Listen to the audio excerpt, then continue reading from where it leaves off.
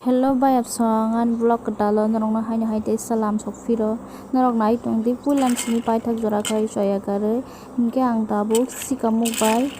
kaiphol songnai moso tei berma rok hingke helebi paikha ang rawui degori paikha tabu hingke ang kaiphol sui degori nai tongdi norok soya gare tabu hingke ang sikamuk rinai nai tongdi norok soya gare an blog no tabu hingke swtui kisa nai swtui riya hingke ke mui mane naithokya color naithokya aboni bagui swtui kisa mario tabu hingke som bimakha ang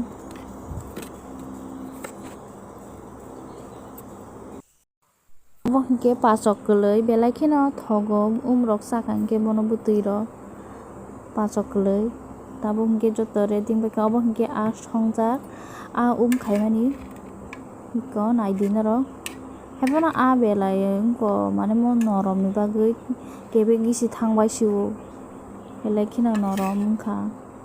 ambago monui kebe gisi thangbai siwo tabo hingke gas tos singjak no mui bok saka tabo hingke ang bati kholobui rinai muio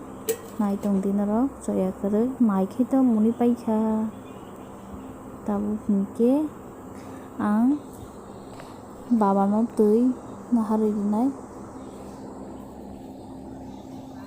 abo hingke ani bwsai bai ma kok salai tolaio naidi chini nok rok bo ekdom leta petang ni tongkha phungai mani kuno phano si khaijakya ekdom nok thamukjaya nok rok pharjakya leta petang jak tabo hingke teisa haino hai ani mui mudamung kha nei mui kisa kolai naina hinui logoi naimani kutugui no tongo nai tongdi norok soya kwrui ani blog no puilang sini paithak jora khaiui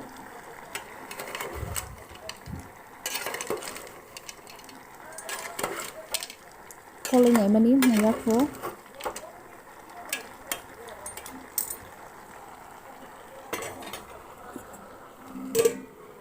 tabo hingke ang baba no mai khurui rinai nai tongdi borok hingke gari chalogo badak kheno ma thango aboni bagui ang baba no mai khurui charinai mai khurui paikha tabo hingke ang baba no bati o bwtui rikha oro hingke tabo hingke ang tui nahanani hinui phaikha fridge o fridge ni tui thanda haibano bura borok rok ba asuk tui thanda rok nungui maiani bagui ano tui thanda sabung kutung bai kisi sapului phaidi hinui sao aboni bagui ang tui thanda sapulmani tabo hingke mui bwtui rinai ang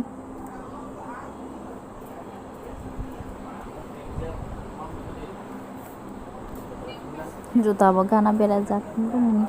tabo hingke ang mui o rusum rinai nai tongdi ang rusum togui rinai mui o rusum togui paikha tabo ke mui o rinai mui o ribai hingke mui kariui risinai ano mui tongmungkha tabo hingke chingmai si chalainai